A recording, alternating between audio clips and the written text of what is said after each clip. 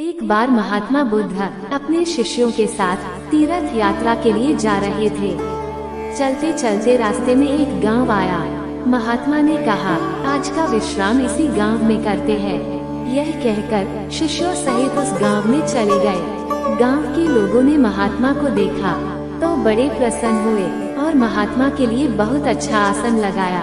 सभी अपने अपने घरों से अच्छा पकवान बना कर लाए।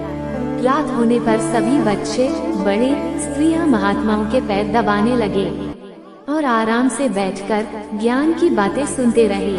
सुबह हुई तो महात्मा बुद्ध ने गांव वालों से कहा, अच्छा अब हम चलते हैं, आप सभी हमें जाने की अनुमति दें। गांव वालों ने कहा, महाराज एक दिन तो और रुकिए। लेकिन महात्मा ने कहा, नहीं बच्चों, अब हम जाते हैं, फिर कभी आएंगे। यह कहकर महात्मा चलने लगे और चलते हुए महात्मा बुद्ध ने गांव वालों को वरदान दिया और कहा, सब के सब उजड़ जाओ। यह वरदान देकर महात्मा चले जाते हैं। चलते चलते शाम हुई तो महात्मा एक दूसरे गांव में पहुँचे। वहां पहुँचते ही बच्चों का बड़ा सा झुंड दौड़ा आया और महात्माओं को चारों तरफ से घेर कर कोई मिट्टी फेंकता है तो कोई कीचड़ फेंकता है। सब शोर मचाने लगे। महात्मा लोग बड़ी मुश्किल से उनसे पीछा छुड़ाकर एक जगह गए और जो अपने पास फटा पुराना कंबल था उसे बिछाकर बैठ गए। काफी देर बाद गांव के कुछ बड़े व बूढ़े आए। वे सब भी महात्माओं को देखकर हंसने लगे और मजाक उड़ाने लगे। एक जवान ने तो महात्माओं का कंबल ही छीन लिया और कहा, इनके क्या काम आएगा, कम से कम मेरी भैंस तो ओढ़ेगी। वे महात्माओं का अपमान करते हुए चले गए। महात्माओं ने भूखे प्यासे रहते हुए बड़ी मुश्किल से रात बिताई। सुबह होते ही महात्मा चलने लगे और चलते हुए महात्मा बुद्ध ने गांव को वरदान दिया कि सब के सब बसे रहो। गांव से काफी दूर जाने के बाद जंगल में एक तालाब आया और कुछ फल के पेड़ नजर आए। तो महात्मा बुद्ध ने कहा, बच्चों यहाँ थोड़ी देर विश्राम करते हैं।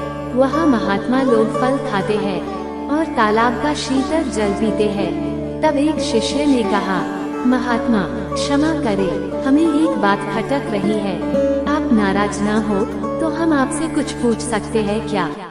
तब महात्मा बुद्ध ने कहा, बोलो बच्चों, क्या जानना चाहते हो? शिष्य ने कहा, महात्मा जिस गांव में हमारी अच्छी सेवा हुई वहाँ के कितने अच्छे लोग थे। उन लोगों को तो आपने वरदान दिया कि उजड़ जाओ, और जिस गांव में हमारा अपमान हुआ उन लोगों को आपने वरदान दिया कि बसे रहो। ऐसा क्यों महाराज?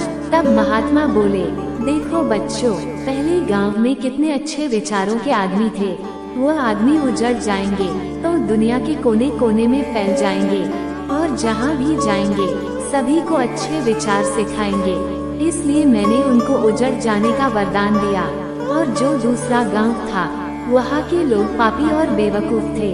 वे जहाँ भी जाएंगे तो अन्य लोगों को पाप व अन्याय करना ही सिखाएंगे। इसलिए उनका एक जगह ही टिका रहना ठीक है। इसी कारण मैंने उनको वरदान दिया कि बसे रहो। महात्मा की बात सुनकर सभी शिष्य अत्यधिक प्रभावित हुए। उन दो वरदानों का अर्थ उनको पूरी तरह से समझ में आ गया था और वो सब वहाँ से चले गए। दो वरदान कहानी आपको कैसी लगी? कृपया कमेंट के माध्यम से जरूर बताएं और चैनल को सब्सक्राइब करना ना भूलें। धन्यवाद।